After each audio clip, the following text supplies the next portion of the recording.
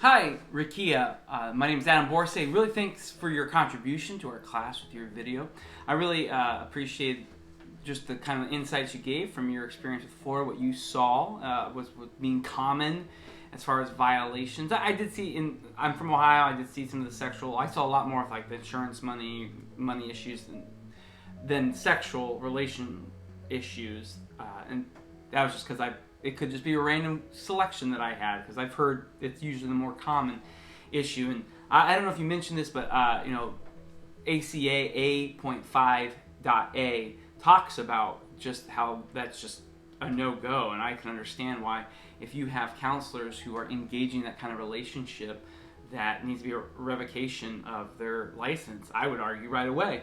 And so I'm glad those cases are being caught and dealt with in the state of Florida, and then just seeing how the insurance fraud works out, as well as seeing how they deal with it. I did appreciate you pointing out that the cases seem to have an indication that they could pay back the fraud and maintain their license, whether or not they did. I as a Christian, I like the hope for redemption, whether or not they follow through.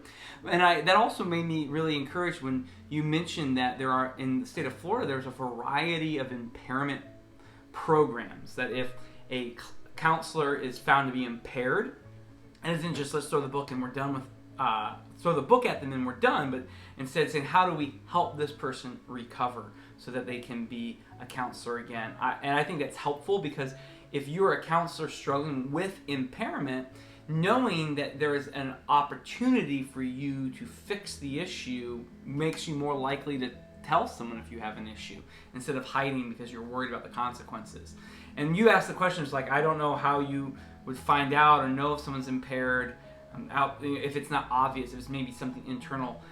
Something I deal with is in pastoral ministry, is how important it is to build and develop really good relationships before you have a problem. Because as a counselor, if you are regularly being checked in on and having transparent relationships with your counseling peers, they're going to be able to identify that when it happens. Sometimes maybe perhaps we could even identify it.